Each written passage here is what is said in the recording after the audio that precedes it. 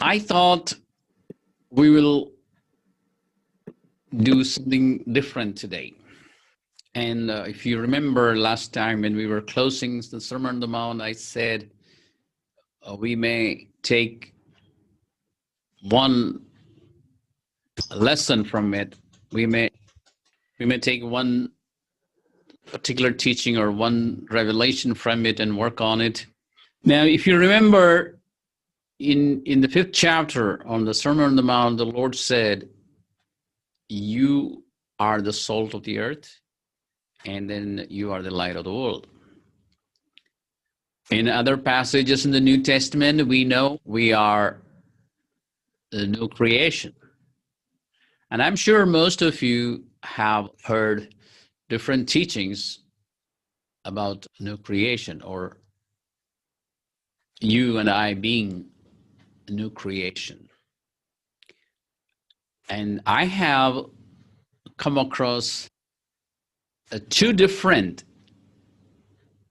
teachings, or two different type of teachings. One is the teaching on new creation from a new creation perspective, meaning a scriptural perspective, and another is in teaching on new creation from an old creation perspective, which means the thoughts shared or communicated are actually based on the old nature.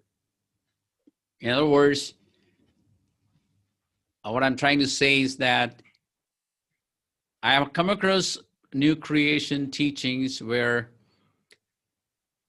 you are told you are a new creation, you are a masterpiece of God, and then everything focuses on you. You become the star of the show, or the center of attraction in all the universe or humanity. But that's not a new creation perspective. That's a old creation perspective of the new creation. So I wanted to give you something about a new creation from a new creation perspective, which is from a scriptural point of view. And so when you say, or when I say, or when anybody says, I'm a new creation, what does that mean? It means a lot of things.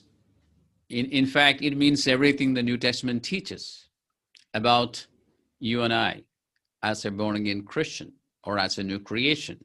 And one of the things the Lord said about a born-again believer, a disciple, is that he or she is the salt of the earth. Now, we have in our sessions on the Sermon on the Mount learned at least two attributes of the salt. One is that the salt is a flavoring agent, that it can make your food tasty. And the other one was salt can preserve life or preserve things from decay. And I think those two, I'm sure salt has other attributes too. It can be used for more than these two, but I think these are the two primary attributes or primary benefits of salt. So with that, I want you to take a moment and think about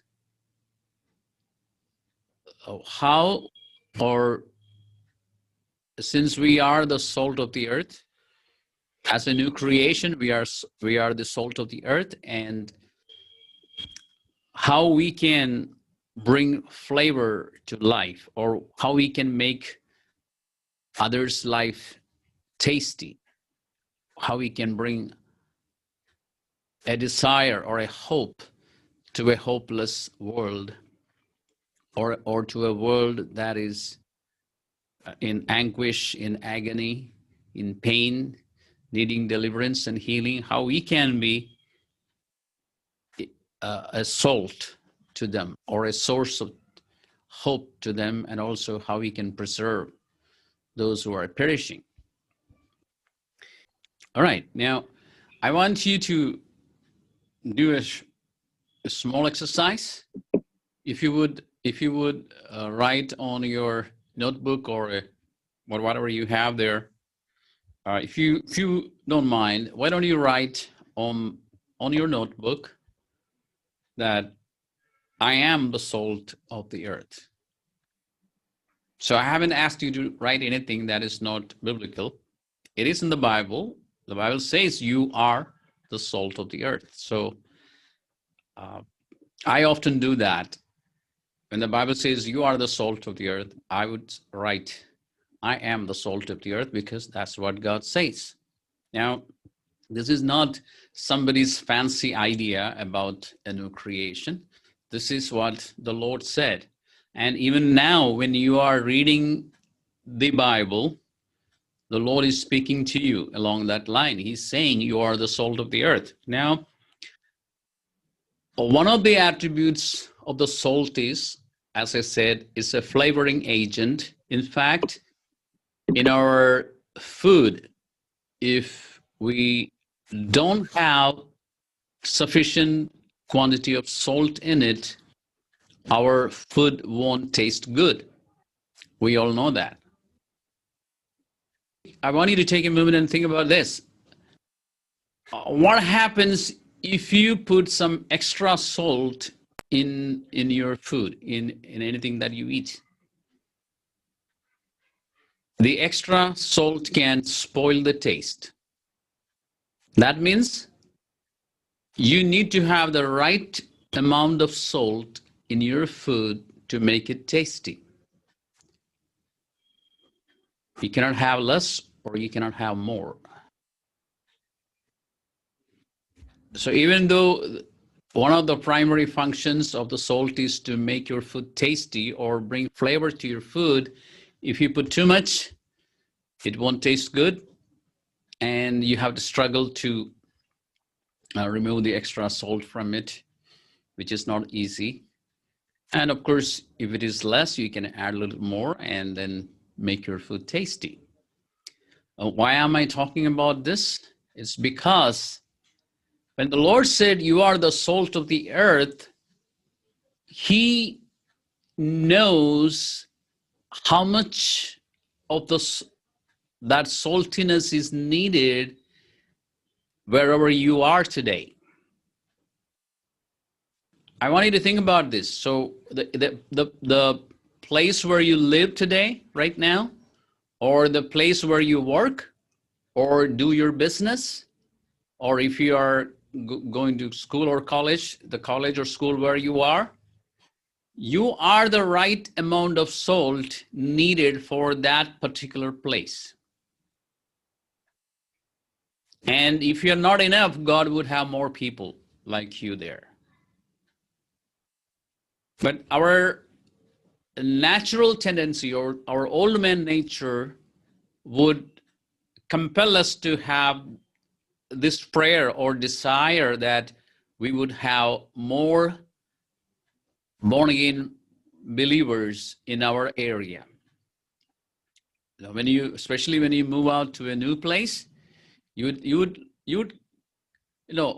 love to have a few believers in your apartment building or in your apartment complex, and you get all excited if you come to know there are few born again Christians in that area. Now that's nice. But in most cases, when you move to a new place, you are the only one. Or if you take the case of your workplace, you may be the only born again person in that workplace or in your business place. And then you just wish that there were more. But I think since the Lord said you are the salt, and since we know this particular nature of the salt, that if it is served in excess, it spoils the food. And if it is served in less quantity, the food won't be tasty. I think the Lord knows how much of the saltiness is to be placed in a particular place. Therefore, I think we need to change our thinking. We need to look at ourselves as the right amount of salt in that particular area where we live or where we work or whatever else we do. Doesn't make sense? So I think we need to adjust our thinking. And if you have ever thought or complained that I am the only one in this place, you should stop doing that and change that thinking and tell yourself, I am sufficient here. Because the saltiness or that particular attribute of the salt is placed inside you by the Lord, and He knows how much is needed. Just like when you cook food, you don't always measure the salt with a spoon. You just know how much salt is needed for what you're cooking, depending on what you're making and how, depending on the quantity of the food you're making. You just know how much is needed by your experience. Of course, if you're making something for the first time, you may measure it with a spoon, but over a period of time, you know how much salt is needed. If you and I can do that, how much more God? So I think if you are the only person living in your area, you should understand this, that you are enough for that place. And if you get too many believers in that area, they may spoil the taste of the food. And then once you start being the salt of the earth in that area, there will be more people coming and becoming the salt of the earth.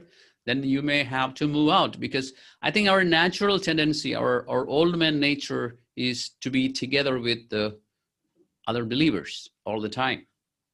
No, I'm not saying we shouldn't come together, fellowship together, and have worship and prayer and study and all those things, but I think we should be salt to the saltless people. Not to, we don't need to be a salt to those who are already a salt, unless they have lost their flavor. I want to tell you a story from our own history in India.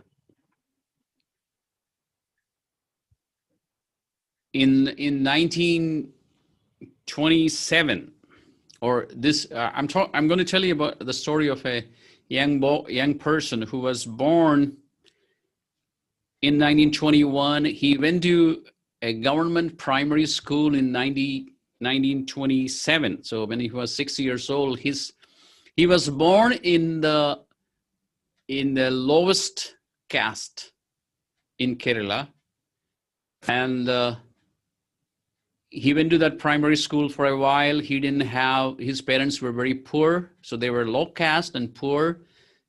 He didn't have the money to buy his textbooks, so he would borrow textbooks from his friends, and his older brother would write notes for him.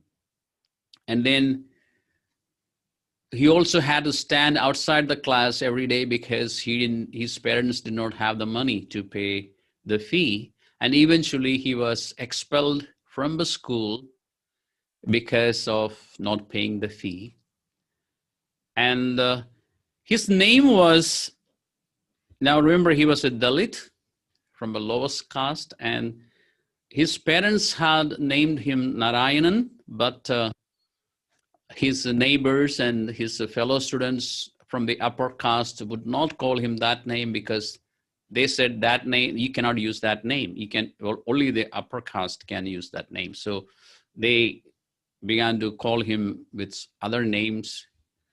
So his own name was not, he was not permitted to even to use his own name.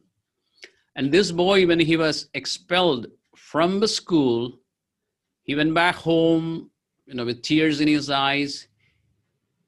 A Christian teacher met him on the way asked him why he was crying and what happened. And when he narrated his story and said, I want to study, but I don't have the money. My parents don't have the money, and I have been expelled.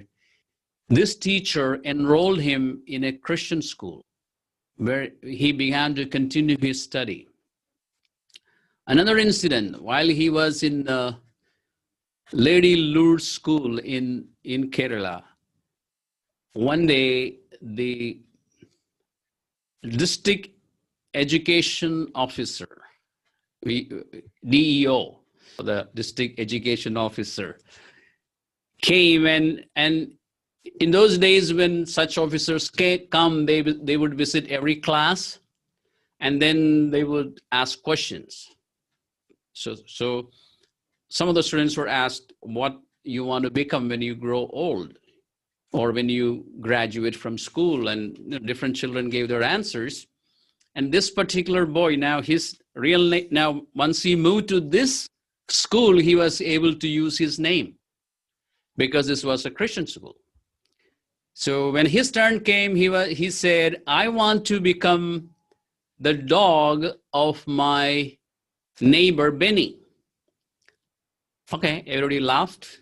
Nobody knew why he said that. But when the DO left, the class teacher asked him, Narayan, why did you say that? And he said, my neighbor Benny is very rich. And one day he had an opportunity to go by his house when there was a big feast. And he noticed that Benny's dog had more than enough food served to him. And he said, I don't have enough food in my home. I don't eat 3 meals a day, barely 1 meal every day. And if I can become the Benny's dog, I would get more than enough food. Again, that class teacher, a Christian teacher again, he sponsored his education throughout his school. And then he graduated from school. He went to college, to the CMS College in Kerala, Kottayam, where he graduated with the first division. And he was the first person from his community to go to college and then also to graduate with first division. He did a master's with first division. Then he got a scholarship from London. He went to study in London, and his professor was Harold Lasky. He was Jewish with a Christian wife, and they loved him, encouraged him. Now, all these times, this man, Narayanan, was not a Christian. He was a Hindu. But at every turning point in his life, he met a Christian who functioned as a salt in his life. The Jewish Harold Lasky and his wife helped him a lot, encouraged him, and when he completed his studies, they encouraged him, and other Christians also encouraged him, helped him, and they suggested he go back to India, and he came back to India. And when he came back to India, Harold Lasky gave him a letter addressed to his former student, Jawaharlal Nehru, who was the Prime Minister of India at that time, saying that I'm sending a young man to you, and he can be of great help to your nation. And then Nehru gave this man many opportunities. He became a diplomat, and then he went to different countries. In one of his assignments as an ambassador in Burma, he met a Burmese lady who was into a lot of social activities, a Christian woman, and her name, I think I have it somewhere here. I just have to. You may not know her former name. Her name was Tint Tint. And she invited him to speak at a special meeting because she came to know that he was a student of Professor Harold Lasky. And since Harold Lasky was an authority on political freedom, she wanted Narayan to speak about political freedom in a special meeting. And there they met again. Later, he married her, and she became an Indian citizen and changed her name to Usha. And now I have lifted all this information from his book. So this is available. And now you know who I'm talking about. I'm talking about the former president, K.R. Narayanan. But three different, or more than three, but primarily three different Christians function as salt to this man. What I'm trying to say is that being the salt of the earth is not always sharing the gospel, although it is important. Sometimes you may not be able to share the gospel to someone, or maybe that's not the first thing he or she needs in his life, her life. You can still be the salt by other means, just like these Christians who function as salt, or even we can say as light. So being the salt of the earth is not just sharing the gospel. I'm not saying it's not important. It is important, but many times we can be salt in many other ways also, using what we have to help some people, to bring salt to their life, and then at a later stage, they may be ready to receive the gospel. And we do not know, maybe they will never receive the gospel. We can still be a salt. Because the Lord said, you are the salt of the earth. He didn't say you are the salt for the Christian community or the disciples. You are the salt to the earth and light of the world. So I'm still amazed by this story, this real incidents, these incidents, because some Christians decided to be the salt that they are called to be. And when that school teacher brought or enrolled him in that Christian school, or when that class teacher sponsored his entire study in that upper primary school, they had no idea what this student may become one day. They had no idea. So just an example of being the salt. Much different from what we are used to here, or much different from the familiar narrative. And I'm still not very sure if K.R. Narayanan ever became a true Christian. I'm not sure. Of course, I know he had plenty of opportunities to hear the gospel.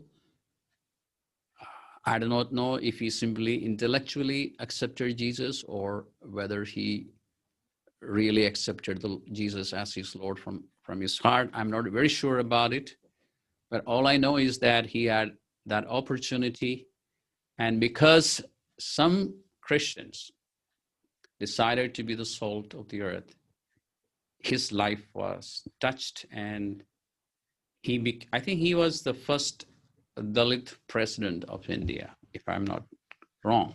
So I just brought this story to you to tell you that there are many ways we can be the salt of the earth. And you may come to know in your lifetime some of the great, or some of the effects of you being the salt to someone. And maybe in some cases, you may never come to know in this lifetime how much impact you made in somebody's life just by being the salt.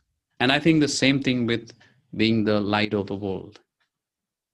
It's not just about the gospel. It's much bigger, in the sense that many times such actions or such acts would open the door for the gospel to be shared.